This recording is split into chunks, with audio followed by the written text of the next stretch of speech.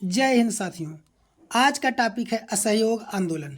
तो हम बात करेंगे असहयोग आंदोलन पर। आखिर यह आंदोलन चलाना क्यों आवश्यक हुआ, असहयोग ही आंदोलन क्यों, मतलब कि इस टॉपिक पर चर्चा करेंगे कि इस आंदोलन की ज़रूरत क्यों पड़ गई। तो महात्मा गांधी के, चलिए हम इसको पढ़ते चल रहे हैं और आपको बताते चल रहे हैं। अपनी प्रसिद्ध पुस्तक में हिंद स्वराज 1909 ईस्वी महात्मा गांधी ने कहा था, मतलब कि महात्मा गांधी की एक पुस्तक हिंद स्वराज थी 1909 ईस्वी में जो कि प्रकाशित हुई।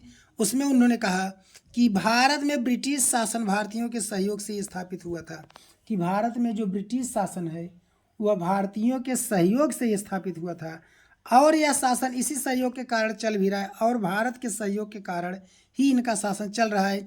अगर भारत के लोग अपना सहयोग वापस ले लेते तो साल भर के भीतर ब्रिटिश शासन ढह जाएगा। अगर भारत के लोग अपना क्या करें, मदद जो कर रहे हैं, अपना सहयोग जो कर रहे हैं उसको वापस ले ले, सहयोग अंग्रेजों का न करें, तो जो ब्रिटिश शासन है एक ही साल में ढह जाएगा, गिर जाएगा और स्वराज की स्थापना हो जाएगी। तो आगे कह रहे हैं कि असहयोग का विचार आंदोलन कैसे बन सकता है। गांधी जी का सुझाव था, मतलब कि यह आंदोलन का विचार कैसे बन सकता है, यह आंदोलन कैसे हो सकता है। तो गांधी जी ने सुझाव दिया कि यह आंदोलन चरणबद्ध तरीके से आगे बढ़ाना चाहिए, मतलब कि इस आंदोलन को हम सब चरणबद्ध तरीके से आगे बढ़ाएंगे। कहा कि सबसे पहले लोगों को सरकार द्वारा दी गई पदवियां लौटा देनी चाहिए, मतलब कि जो सरकार ने पदवियां लोगों को दी है अपनी, मतलब जो सरकारी नौकरियां दी है, सबसे पहले लोगों को क्या करना चाहिए, सरकारी नौकरी लौटा देनी चाहिए।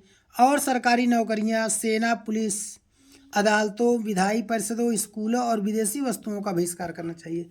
और लोगों को क्या करना चाहिए, जो उनके सेना में है, पुलिस में, अदालत में, विधायी परिषदों में, स्कूल और विदेशी वस्तुओं का, इन सभी चीज़ों का बहिष्कार करना चाहिए।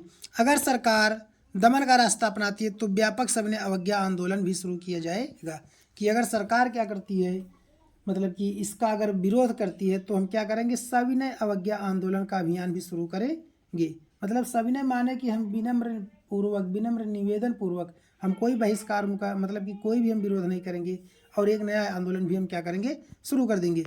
1920 ईस्वी की सरगर्मियों 1920 ईस्वी की गर्मियों में गांधी जी और शौकत अली आंदोलन के लिए समर्थन जुटाते हुए देश भर में यात्राएं करते रहे। मतलब कह रहा है कि 1920 ईस्वी की जब गर्मियां पड़ रही थी उस समय गांधी जी और शौकत अली दोनों लोग आंदोलन के समर्थन में पूरे देश की यात्राएं कर रहे थे। ठीक है।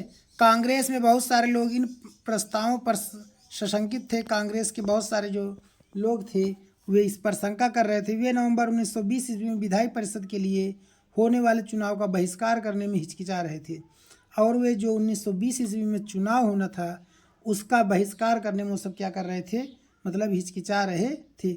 उन्हें भय था कि इस आंदोलन में लोग हिंसा कर सकते हैं। सितंबर से दिसंबर तक कांग्रेस में भारी खींचातानी चलती रही। कुछ समय के लिए लोगों को ऐसा लगा कि आंदोलन के समर्थकों और विरोधियों के बीच सहमति नहीं बन पाएगी।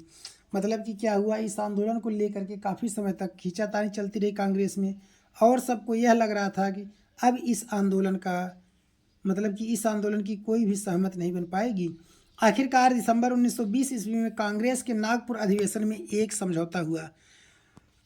1920 ईस्वी में क्या हुआ, कांग्रेस के नागपुर में एक समझौता हुआ और असहयोग कार्यक्रम पर स्वीकृति की मोहर लगा दी गई। और क्या किया गया, असहयोग कार्यक्रम को स्वीकार कर लिया गया कि मतलब हम चलिए इस आंदोलन को करना है। आंदोलन किस तरह आगे बढ़ा, उनमें किन विचारों के लोगों ने हिस्सा लिया, विभिन्न सामाजिक समूहों ने असहयोग आंदोलन को विचार किस तरह समझा, मतलब कि यह कैसे आगे बढ़ा और किस तरह के लोगों ने इसमें हिस्सा लिया। तो मतलब इसके बारे में क्या करें और यह आंदोलन कैसे आगे बढ़ा, इसके बारे में बात करते हैं। तो चलिए साथियों, अब इसके बारे में क्या करेंगे, हम आपको अगले टॉपिक में बताएंगे। तो अगर आपको हमारा वीडियो अच्छा लगा तो हमारे चैनल को सब्सक्राइब, वीडियो को लाइक, शेयर, कमेंट जरूर करें। ओके, जय हिंद।